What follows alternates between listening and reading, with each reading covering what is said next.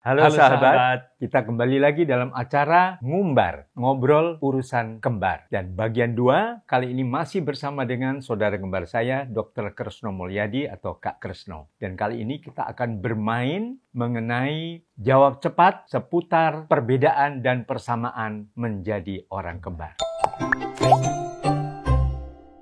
Pernah saling sebel atau tidak? Ya, karena kita bagaimana juga tetap manusia biasa yang punya perasaan atau emosi. Kadang-kadang emosi positif mungkin saling ingin bertemu, kangen. Tapi negatif kalau sudah ketemu ada perbedaan pendapat dan mungkin perdebatan, ya saling sebel itu normal sekali. Wajar dan bukan tidak mungkin juga bahkan lebih sering sebelnya.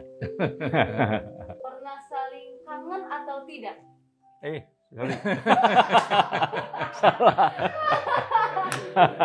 Iya, seperti tadi, kadang-kadang positif dan negatif, ya sebel, kadang-kadang pokoknya wah norak banget ini dan sebagainya, tapi kadang-kadang juga kangen karena pengalaman-pengalaman indah pada waktu kecil selalu bersamaan selama ya sampai masa remaja, usia 18 tahun bersama-sama. Nah, setelah berpisah ya kadang-kadang saling ingin bertemu. Dan kebetulan waktu kecilnya sampai remaja itu kita seolah diperhatikan dan dimanja karena banyak keluarga, paman, bibi yang mungkin baru pertama kali waktu itu memiliki kemenakan kembar, maka kita merasa bahwa keindahan itu ketika berbareng, saat kita harus berpisah tentunya wajar banget kalau kita sering saling kangen juga.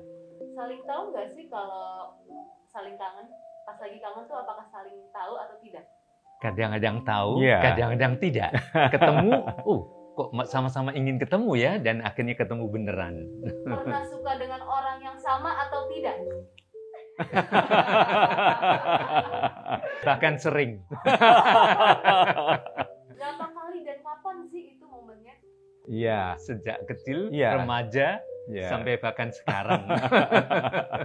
Iya, ya normal ya. Apalagi waktu jatuh cinta dan sebagainya. Bahkan mungkin pernah Berebut. sama-sama mengincar Menyukai. satu orang begitu. Sehingga terjadi perang dingin hampir seperti Rusia dan Ukraina. Oke, sekarang coba tunjukkan akhirnya perempuan yang disukai itu lebih milih siapa?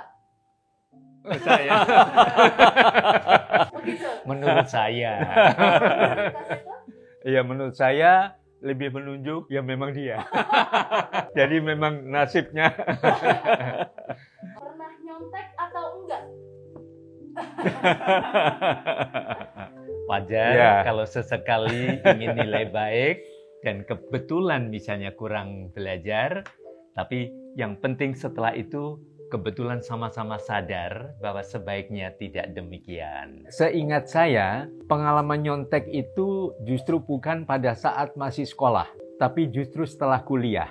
Jadi perasaan kok waktu itu memang sedang senang-senangnya belajar, bahkan kita belajar berdua, saling tebak cermat dan sebagainya. Jadi semangat belajarnya memang tinggi, tetapi setelah mahasiswa ya kadang-kadang melihat kiri kanan kok nyontek, lalu kadang-kadang juga kesempatan terbuka lebar dan sebagainya. Tapi kemudian menyadari bahwa tidak bisa diteruskan kebiasaan itu dan akhirnya berusaha untuk lebih mandiri begitu. Pernah membuat tokoh karakter kah? Ya, seperti mungkin banyak dikenal, kalau saya mengambil hewan khas Indonesia, mungkin satu-satunya di dunia, yaitu di Pulau Komodo, namanya Komodo. Dan kita kemudian hewan itu diberi nama si Komo. Saya kebetulan karena mengagumi badak bercula satu, kita memiliki tokoh namanya Bacusa, badak bercula satu, yang waktu itu dibuatkan lagunya oleh Papa Tebob ya, lagu Bacusa, dan kita pernah membuat kasetnya lagu Bacusa. Adik-adik, inilah sahabat kita yang baru, si Bacusa. Ya, teman-teman, akulah Bacusa, badak cula satu dari Indonesia. Cekakak, cekakak, cekakak. Apakah pernah bercita-cita ingin menjadi dokter? Bisa jelaskan? Ya, memang dari kecil kan selalu diberikan figur yang sukses itu hanya dua waktu itu, dokter atau insinyur. Nah, kita sama-sama ingin apa, dokter atau insinyur, akhirnya pilih dokter. Apalagi yang memberi nama kami berdua adalah juga seorang dokter ya. Nah, sayang pada waktu mencoba masuk ke Fakultas Kedokteran Universitas Airlangga, dia berhasil diterima, saya gagal. Nah, saya coba ke Fakultas Kedokteran UI, UGM, dan Undip di Semarang, Universitas Diponegoro, Universitas Indonesia, dan Universitas Gadjah Mada. Tiga-tiganya juga gagal juga. Nah, akhirnya saya menunggu waktu, lalu banting setir, akhirnya masuk ke Fakultas Psikologi. Sebenarnya pada waktu itu kami waktu itu ada 2 jurusan ya, PAL dan PAS. Kami sebenarnya di bidang PAS yang arahnya ke insinyur. Nah, ketika kita mau dari Surabaya bersama-sama mau ke Bandung, kita sebenarnya ingin masuk ITB karena permasalahan ekonomi waktu itu, karena ayahanda sudah tidak ada. Akhirnya ya udah kita coba saja di kedokteran Unair. Jadi waktu itu karena kami bukan dari jurusan PAL, persiapan kimia dan persiapan biologi sebenarnya sama-sama tidak optimal. Waktu kami mencoba belajar dalam waktu yang sangat pendek, barangkali kebetulan yang saya pelajari itu akhirnya muncul dalam tes yang dipelajari Kak Seto, mungkin kebetulan tidak, ya secara kebetulan memang saya yang diterima waktu itu. Pernah saling bantu satu sama lain tidak, yang tidak diketahui orang tua? Pernah. Apa itu? Salah satu ketika dia, ya karena saya yang di kedokteran Fakultas Kedokteran UNER kuliah, dia kebetulan tidak ada aktivitas kuliah. Nah, diam-diam dia punya cita-cita untuk mencari di Jakarta ya, entah yaitu di UI dan sebagainya. Nah, ini kebetulan tidak minta izin kepada ibunda karena khawatir dihalang-halangi. Kita akhirnya sepakat, udah kamu pura-pura nggak tahu. Nanti setelah saya jauh dari Surabaya, dia naik kereta api, baru kita seolah-olah sama-sama, loh, kenapa dia nggak ada? Baru menemukan surat. Dan tentunya ibu terkejut banget ya untuk mendapatkan informasi yang serba mendadak seperti ini. Kira-kira begitu ya? Iya, jadi itu memang satu babak sinetron yang skenario disusun bersama. Jadi saya menulis surat dari malam sampai pagi, kemudian saya titipkan di tasnya Kak Kresno ini, sehingga pagi-pagi saya sudah bawa pakaian-pakaian, kemudian kabur dari rumah. Kemudian dan sebelumnya kebiasaan lari pagi waktu itu. Jadi pada waktu bangun pagi, Kak Kresno sudah kuliah, saya tidak ada di rumah, ibu saya anggap, oh mungkin lari-lari pagi. Biasanya jam 8 sudah pulang.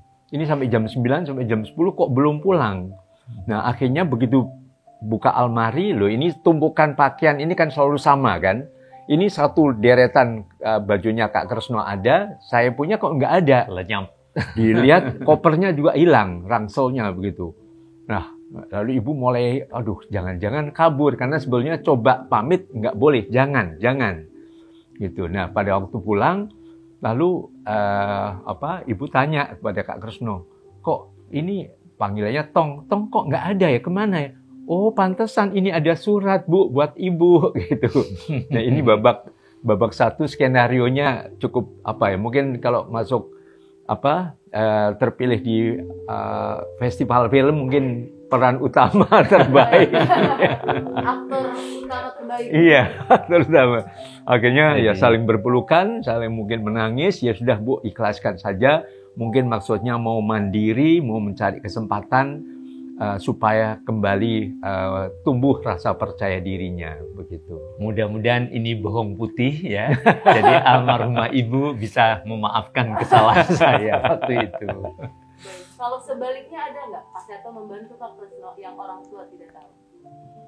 Yang membantu orang tua, membantu Kak Kresno ya. Ya mungkin pada waktu sempat pertemuan waktu itu sempat ditanya waktu itu sebenarnya Mbong tahu nggak gitu. Iya nggak tahu gitu. Tahu-tahu ada surat sudah di sana. Jadi saling menyelamatkan lah begitu ya. Tapi waktu itu kami memang saya sendiri dari Surabaya ke Klaten menjumpai Eyang Kakung dan Eyang Putri. Itu ayah ibunya ibu saya, ibu kami ya. Nah, kami sampaikan, mohon maaf saya tidak pamit ibu, dan sebagai gantinya saya pamit Eyang. Karena saya terpaksa harus lepas dari bayang-bayang kembar saya yang sekarang sedang sukses ini. Karena kalau tidak saya akan sangat frustrasi begitu. Oh ya sudah, yang penting jaga kesehatan dan juga kesehatan jiwa kamu. Itu yang pesan dari Eyang. Akhirnya saya lanjut ke Jakarta. Begitu. Satu pertanyaan terakhir, siap-siap dipegang. Apakah saling bangga dengan satu sama lain? Oke, terima kasih. Pertanyaannya sudah selesai semua. Terima kasih.